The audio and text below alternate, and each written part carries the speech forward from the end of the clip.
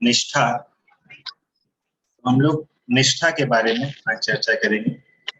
ये अनर्थ निवृत्ति के बाद की अवस्था होती है। जब अनर्थ निवृत्ति हो जाती है तो ये अवस्था जो है निष्ठा में आती है।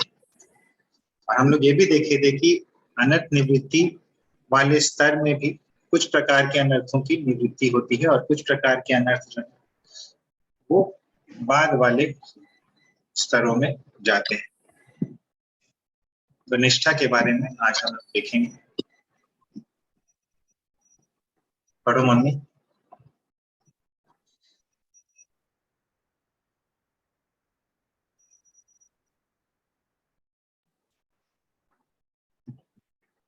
हरे कृष्ण।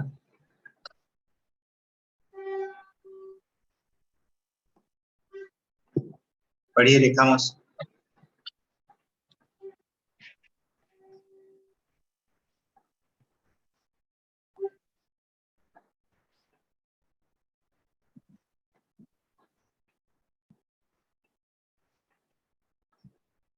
वंदना हरे मासी कृष्ण प्रभु जी। पढ़िए। निष्ठा भजन क्रिया की अवस्था में दो प्रकार की भजन क्रियाओं का वर्णन किया गया था। एक तो अनिष्ठता अर्थात ऐसी भजन क्रिया जिसमें साधक को भजन के समय विभिन्न प्रकार के अवरोधों का सामना करना पड़ता है। दूसरी निष्ठता अर्थात ऐसी भजन क्रिया जिसमें साधक को किसी भी प्रकार के अवरोध अथवा अनर्थ के साथ संघर्ष नहीं करना पड़ता।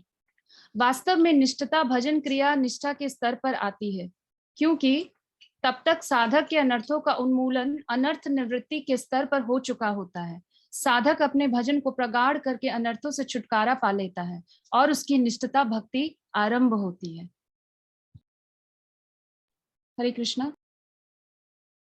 हाँ, तो रिपीट कीजिए श्लोक। शृण्वतां स्वकथः कृष्णः शृण्वतां स्वकथा कृष्णः पुण्याश्रवण कीर्तनः विद्यन्तस्थो हि अभद्राणि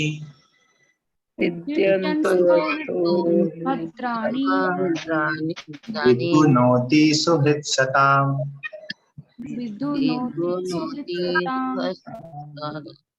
नष्टप्रायेष्व भद्रेषु नित्यं भागवत सेवया भगवत्युत्तम श्लोके भक्तिर्भवति नैष्ठिकी।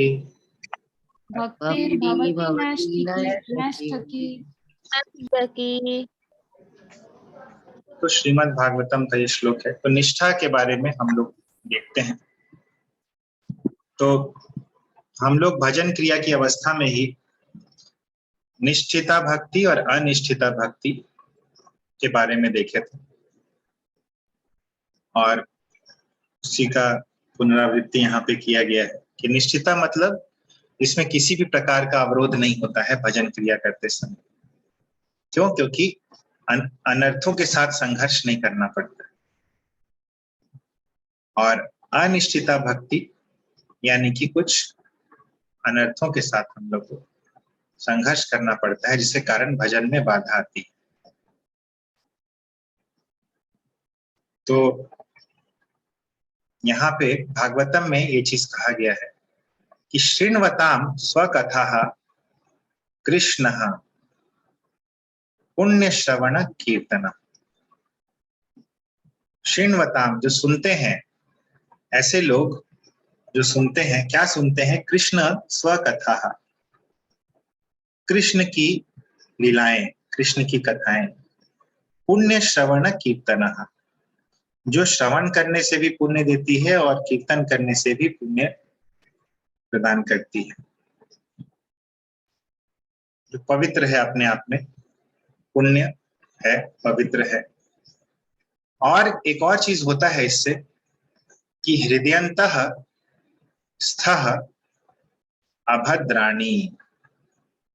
हृदय यानी कि हृदय के अंतस्थ, अंदर में जो अभद्र होते हैं, जो अभद्र चीजें होती हैं,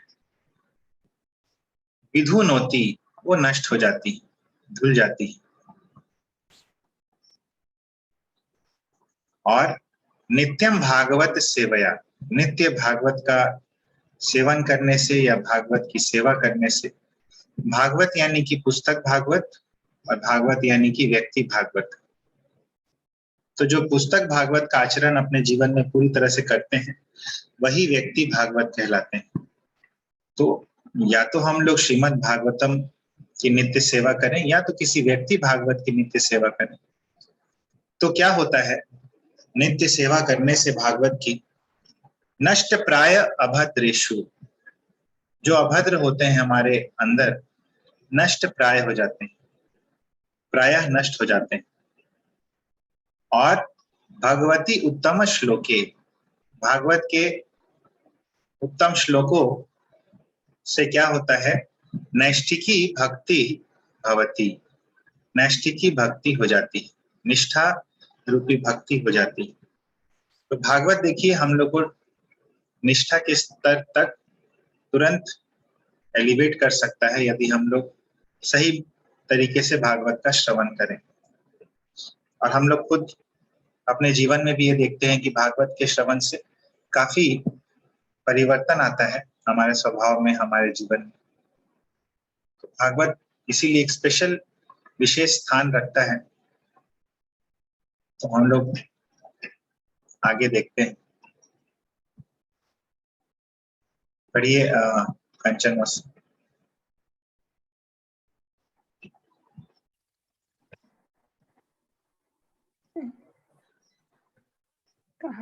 प्रत्येक के हृदय में परमात्मा स्वरूप स्थित तथा सत्यनिष्ठ भक्तों के हितकारी भगवान श्री कृष्ण उस भक्त के हृदय में भौतिक भोग की इच्छा को हटाते हैं जिसने उनकी कथाओं को सुनने में रुचि उत्पन्न कर ली है, क्योंकि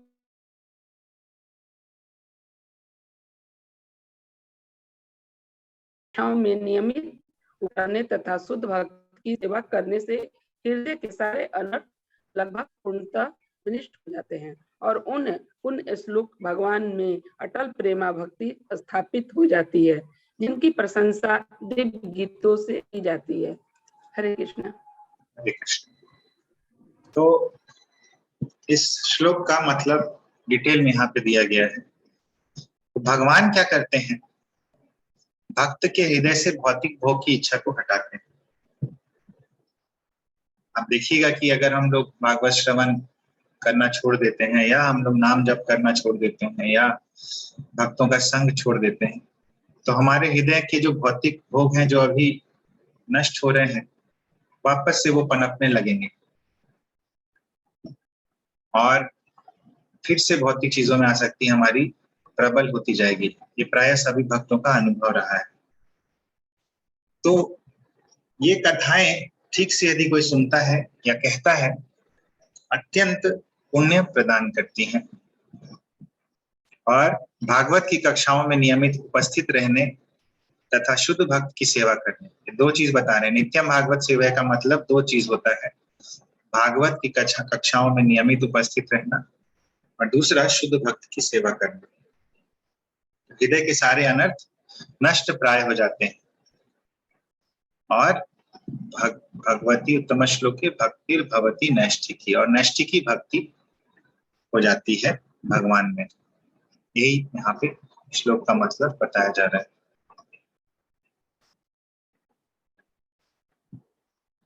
तो आगे देखते हैं हम लोग, पढ़िए मालती माता। हरे कृष्ण प्रभु जी। श्रीमद् भागवत के उपरोक्त श्लोक में श्री सुखदेव गोस्वामी कहते हैं कि नित्य भागवत सेवन वीर भजन क्रिया से साधक को अभद्र अर्थात अनर्थ नष्ट हो जाते हैं, अनर्थ निवृत्ति और उसकी भक्ति नष्ट की भक्तिर भवती नष्ट की हो जाती है। निष्ठा भक्ति अर्थात भजन में स्थिरता लाना। आरंभ होने से पहले अनिष्टता भजन क्रिया के स्तर पर साधक को माधुर्य कादम्बिनी में वर्णित निम्नलिखित 5 प्रकार के विघ्नों को दूर करना पड़ता है। तदुपरांत उसकी श्री कृष्ण भक्ति में निष्ठा उत्पन्न होती है और उसका निर्बाध भजन आरंभ होता है। हरे कृष्ण। निर्बाध भजन आरंभ होता है। हरे कृष्ण। तो यहाँ पे दृढ़ भजन क्रिया के बारे में कहा गया है, नित्य भागवत सेवन। और पहले क्या होता है कि अनिष्ठिता भक्ति होती है, निष्ठा कमजोर होती है और हमारी भजन में अस्थिरता होती है, ऊपर नीचे होते रहता है। लेकिन जब हमारे 5 प्रकार के विघ्न दूर हो जाते हैं तो कृष्ण भक्ति में निष्ठा उत्पन्न होती है और हम लोग निर्बाध रूप से भजन प्रारंभ कर देते हैं। तो 5 प्रकार के विघ्न जो हैं वो नीचे लिखे हुए हैं, जो कि धीरे धीरे दूर हो जाते हैं सही प्रकार से भजन करने से। तो हम लोग 5 प्रकार के विघ्न क्या हैं वो देखते हैं। पढ़िए लक्ष्मी नारायण प्रभु।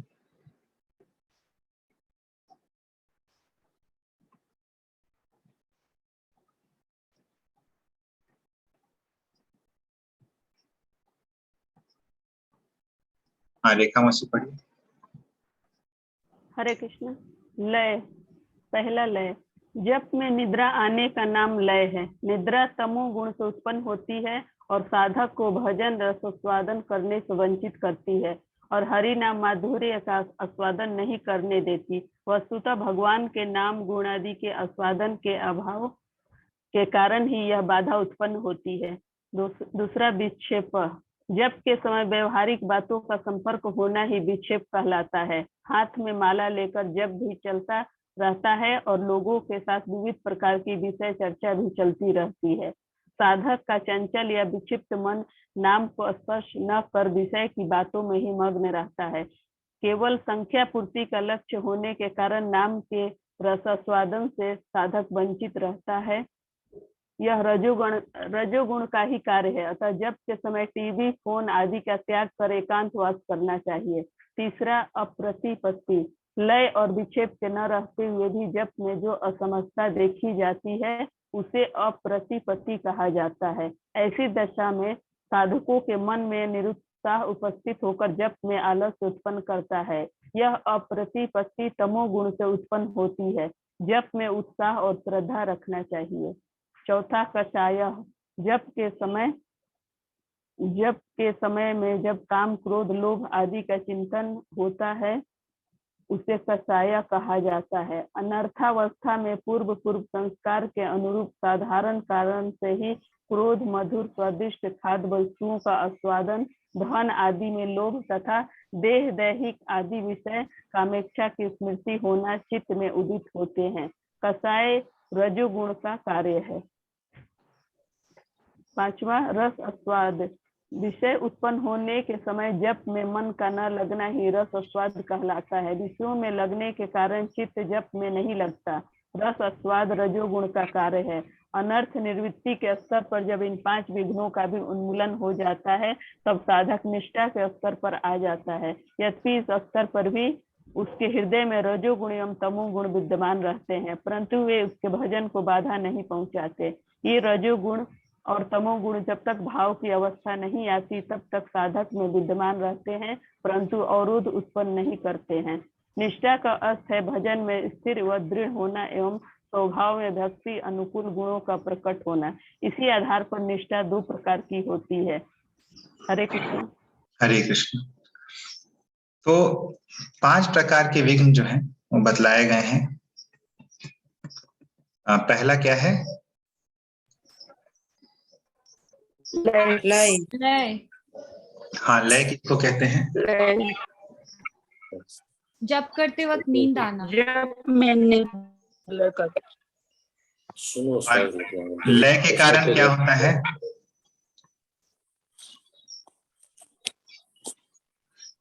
लय का परिणाम क्या? लय के कारण तमोगुण उत्पन्न होता है। और कोई आंसर?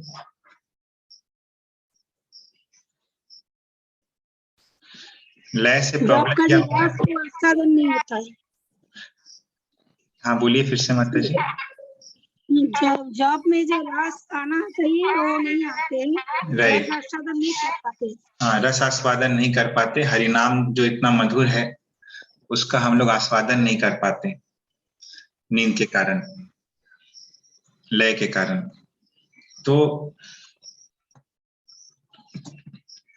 क्यों नहीं हम लोग को, क्यों ये लय का कारण क्या है?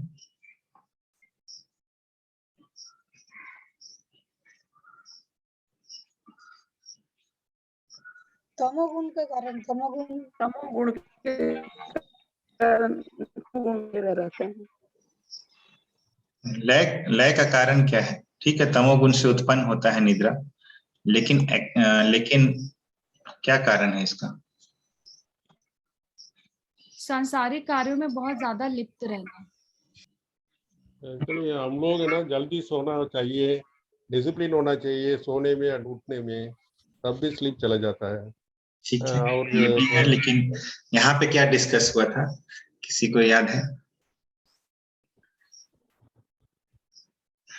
तो जब हम लोग को नाम में रुचि नहीं रहती है, नाम में डिसइंटरेस्ट रहता है, हरि नाम में मन इधर उधर होते रहता है, भगवान के नाम गुण इत्यादि में इंटरेस्ट नहीं रहता है, तो ही लय आता है। एक्चुअली ये कारण है। ठीक है, बाकी कारण भी हैं कि नींद पूरा ना होना इत्यादि, वो भी सही है, लेकिन जो बेसिक रीजन है कि नींद पूरा हो जाने पे भी बहुत बार लोग सोते हैं, तो भी क्योंकि नाम में आस्वादन की कमी है, तो ये लय का कारण होता है।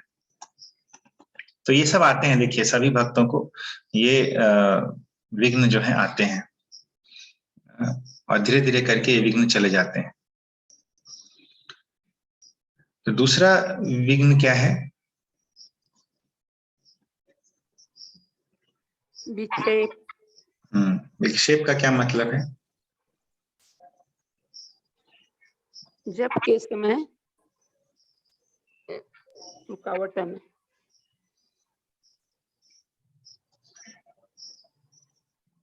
विक्षेप का क्या मतलब है? जब का समय बात करना है इधर उधर, हाँ, जब माला हाथ में लेके बात करते रहना, व्यवहारिक बातों से संपर्क होना। तो बहुत बार देखिएगा कि जब करते समय हम लोग इजीली डिस्ट्रैक्ट हो जाते हैं, और ये व्यवहारिक बातें या तो किसी व्यक्ति से कर सकते हैं, या तो मोबाइल फोन से कर सकते हैं, या तो मोबाइल फोन में कुछ देख सकते हैं। तो ये विक्षेप है, व्यवहारिक चीजों का संपर्क आना, जो रोजमर्रा की चीजें हैं उनका ध्यान और उन पे ही मन का लगा रहना। और जनरली लोग जब करते हुए ये विक्षेप क्यों करते हैं? क्योंकि उनका ध्यान रहता है संख्या पूर्ति में, कि किसी तरह हमको संख्या पूर्ति करनी है, 16 माला करना है, जैसे तैसे कर लेंगे हम, इधर उधर देख के जो भी करके। तो ये विक्षेप कहलाता है। और आप देखिएगा कि बहुत बार लोग क्लास में भी जप करते रहते हैं, क्लास चल रही है भागवत की और जप कर रहे हैं, जो कि सर्वथा अनुचित है।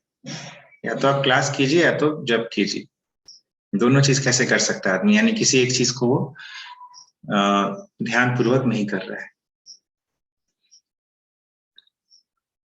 तो हमारा ध्यान लगता ही नहीं है, चंचल मन जो है वो विषय की बातों में ही मग्न रहता है, और संख्या पूर्ति होती है बस। इंटरनल काफी चीजें चलती रहती हैं। ये हो गया विक्षेप। तीसरा क्या है? अप्रतिपत्ति। अप्रतिपत्ति मतलब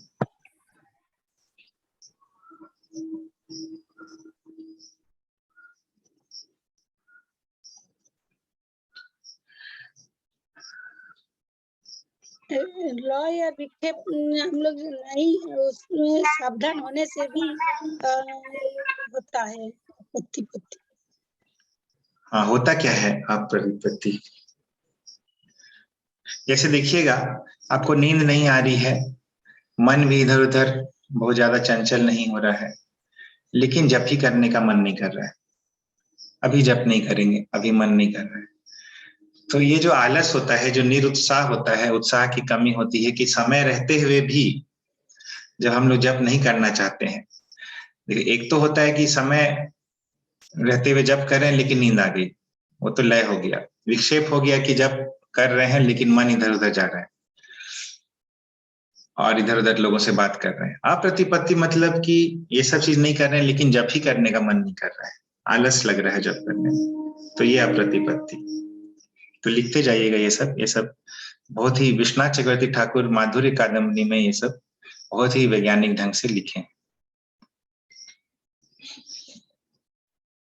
चौथा क्या होता है?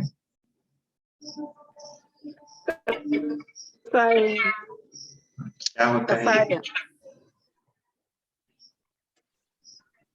जब के समय काम क्रोध मोह लोभ होना। राइट। तो जैसे कि जब कर रहे हैं और कुछ अच्छा खाने का चिंतन कर रहे हैं कि हाँ ये खाना बनेगा तो हम खाएंगे, ये आइटम आज घर में बन रहा है, महक आ रहा है, तो फिर वो हो गया। या बिना महक के भी ध्यान चला गया, या पैसे का ध्यान आ गया कि हाँ ये इसमें इन्वेस्ट करेंगे तो इतना पैसा बनेगा, इसमें इन्वेस्ट करेंगे तो इतना होगा, ऐसे ऐसे करेंगे तो ऐसे ऐसे होगा। तो ये सब जो भी इच्छाएं हैं, काम क्रोध लोभ इत्यादि का आना, इसी को कषाय कहा जाता है।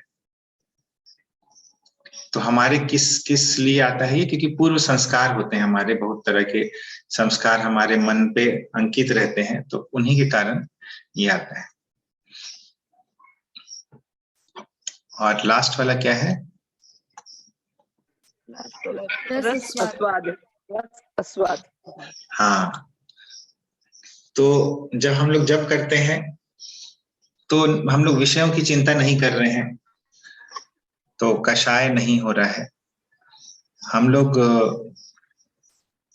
निरुत्साही भी नहीं है, तो जब कर रहे हैं हम लोग, और न नींद आ रही है, नींद भी नहीं आ रही है, हम लोग व्यवहारिक बातों को भी नहीं, विक्षेप भी नहीं हो रहा है, उसका भी ध्यान नहीं कर रहे हैं, लेकिन मन ही नहीं लग रहा है। तो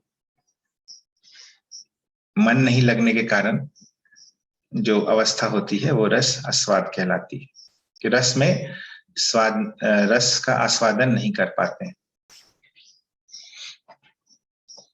तो 5 विघ्न जब दूर हो जाते हैं ये, तो समझिए कि हम लोग निष्ठा के स्तर पर आ गए हैं। तो हृदय में है रजोगुण और तमोगुण, ऐसा नहीं है कि उनका नाश हुआ है, लेकिन ये 5 प्रकार के विघ्न जो है भजन को बाधा नहीं पहुंचाते हैं। रजोगुण और तमोगुण तब तक रहेंगे जब तक भाव की अवस्था नहीं आ जाती। तो भाव की अवस्था किस नंबर पे आती है?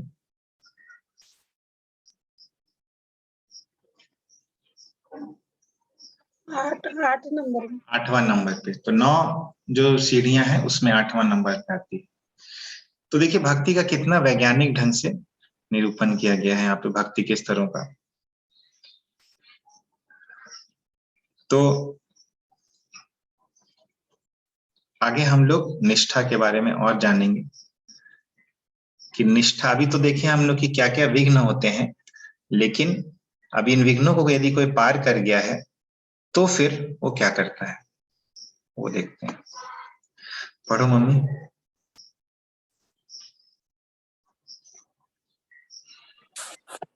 हरे कृष्णा। निष्ठा का अर्थ है भजन में स्थिर व दृढ़ होना एवं स्वभाव में भक्ति अनुकूल गुणों का प्रकट होना। इसी आधार पर निष्ठा 2 प्रकार की होती है। पहला, साक्षात भक्ति विषयिनी निष्ठा। साधक की क्रियाओं द्वारा साधक के निष्ठावान भक्त होने का पता चलता है।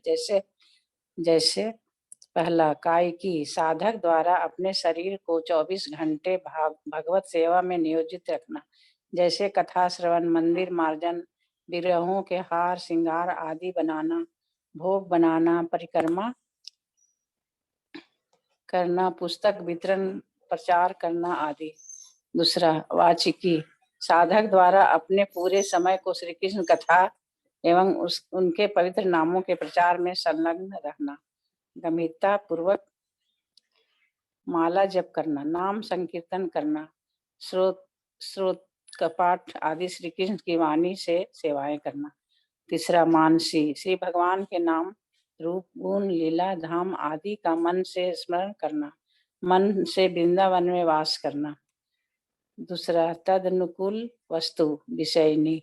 निष्ठावान साधक के स्वभाव में भिन्न गुण प्रकट होने लगते हैं, जैसे मान शून्य होना, दूसरों को मान देना, उनके प्रति कृतज्ञ होना, क्षमा भाव रखना, मित्रता सहकारिता की भावना रखना आदि। इन गुणों के साधक के हृदय में उत्पन्न होने पर ही भक्ति देवी उनके हृदय में आगमन करती है।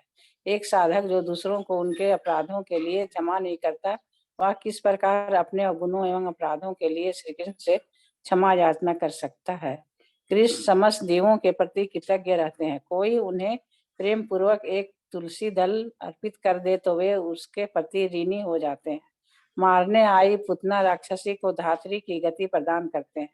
उसी प्रकार साधक को भी समस्त जीवों के प्रति कृतज्ञता का भाव रखना चाहिए। कृतज्ञता शून्य हृदय से श्री कृष्ण भजन नहीं हो सकता है। श्री कृष्ण प्रेम प्राप्ति के लिए जिन सोपानों का हम वर्णन कर रहे हैं, उनमें से निष्ठा से पहले के सोपान रागानुग भक्ति आरंभ के लिए अनुकूल नहीं है। केवल निष्ठा के सोपान पर आकर ही वैधि भक्ति के साथ साथ रागानुग भक्ति आरंभ की जा सकती है। हरे कृष्ण। हरे कृष्णा।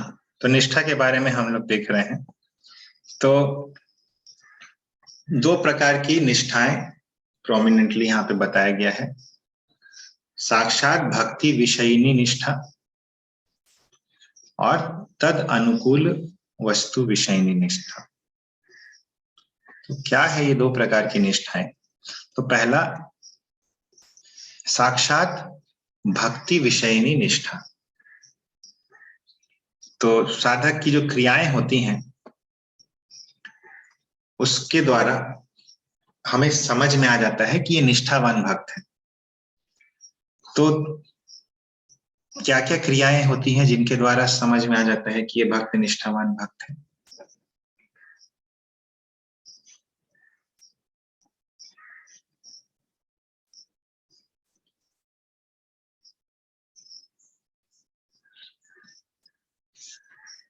साधक श्रवण करता है, कीर्तन करता है। पहले इसको अपने आप को कैटेगरी क्या है वो बता दीजिए, क्योंकि फिर बहुत ही डिसऑर्गेनाइज हो जाएगा। कैटेगरी वाइज करेंगे तो ऑर्गेनाइज रहेगा।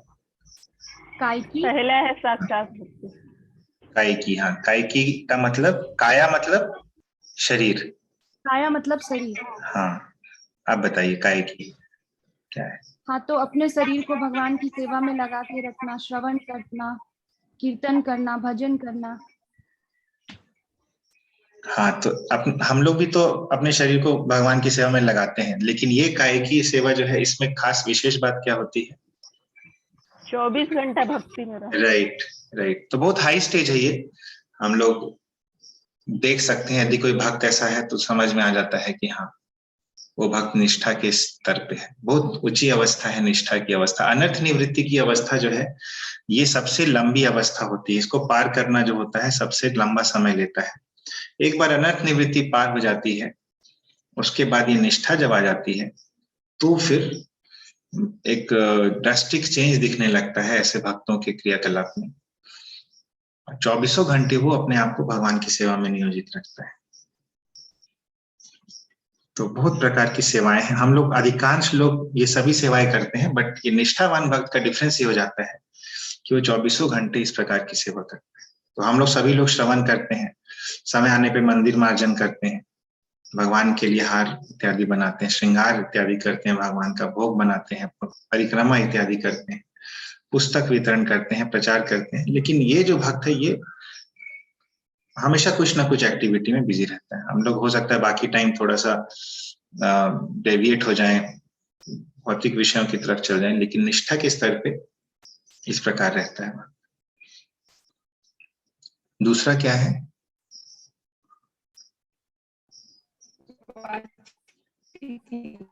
हाँ, वाचा यानी कि शब्द। हाँ, तो क्या है? शब्द के द्वारा किस प्रकार से वो करता है? कृष्ण कथा, स्रोत नाम रूप पाठ। गुण लीला धाम।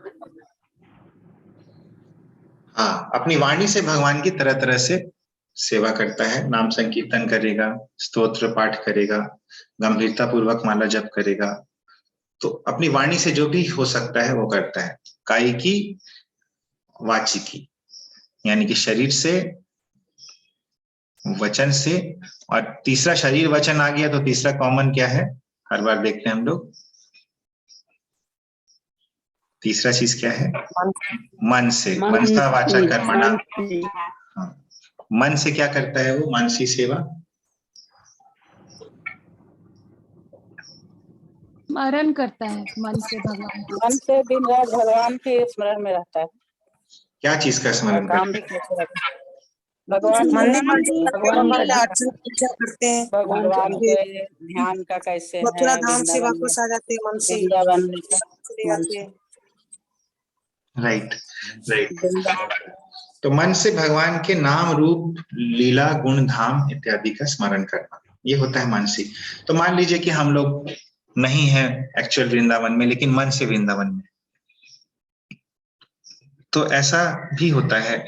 मान लीजिए कि हमारे विग्रह से हम दूर हैं, लेकिन हम मन से उनकी सेवा कंटिन्यू कर रहे हैं। मान लीजिए हम लोग यात्रा कर रहे हैं और विग्रह जो है हमारे साथ में नहीं है, लेकिन मन से उनकी सेवा हम लोग तीनों टाइम कर रहे हैं, जैसे कि घर पे करते थे।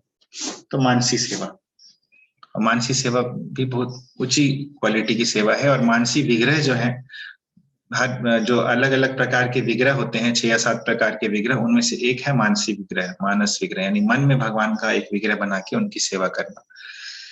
तो मन से सेवा यदि कोई कर रहा है तो एक्चुअल में वो भगवान की सेवा कर रहा है, और यदि मन से कोई धाम में रह रहा है तो एक्चुअल में वो धाम में ही रह रहा है। लेकिन मान लीजिए कोई व्यक्ति धाम में रह रहा है और उसका ध्यान जो है धाम से एक्चुअली में नहीं है, वो इधर उधर की बातें कर रहा है, धाम में जाकर भी वो अपने परिवार के बारे में ही सोच रहा है, इधर उधर ही उसका ध्यान है भौतिक चीजों में, तो धाम में रह के भी वो धाम में नहीं है। तो ये जो है मानसी सेवा है। तो ये वाचिकी में क्या बोला, वाचा यानी कि शब्द, वाचा यानी वचन, शब्दों से भगवान की सेवा करना, स्तोत्र पाठ करना, नाम संकीर्तन करना, माला जप करना गंभीरता पूर्वक, जो भी आप अपने वचनों से कर रहे हैं, शब्दों से कर रहे हैं। और शरीर से जो कर रहे हैं, जैसे आप शरीर से सुन रहे हैं, मंदिर इत्यादि हाथ से कर रहे हैं, हाथ से श्रृंगार बना रहे हैं, अपना भोग हाथ से बना रहे हैं, पैर से परिक्रमा कर रहे हैं, हाथों से और बॉडी से पूरा पुस्तक वितरण कर रहे हैं, प्रचार कर रहे हैं, कहीं कहीं जा रहे हैं, तो ये शरीर कायिकी हो गया, कायिकी, वाचिकी और मानसी। तो यह है साक्षात भक्ति विषयनी निष्ठा के 3 प्रकार। अब दूसरा प्रकार है तद अनुकूल वस्तु विषयनी। तो तद अनुकूल, अनुकूल यानी कि जो कंड्यूसिव है, अनुकूल है भक्ति के लिए, उस तरह का आचरण करना। तो हम लोग देखते हैं त्रिनादपि सुनिचेन तरोरिव सहिष्णुना अमानिना मान देना। तो ये सब गुण रखना, क्योंकि ये सब गुण में ही कीर्तनीय सदाहरि, ये सब गुण में ही हम लोग इन गुणों के साथ ही भगवान का सदैव कीर्तन कर सकते हैं। तो ये हो गई तद अनुकूल वस्तु विषय में। हम लोग डिटेल में इसके बारे में देखेंगे अभी, ये ब्रेक हो जाएगा, उसके बाद फिर से रिकनेक्ट करके।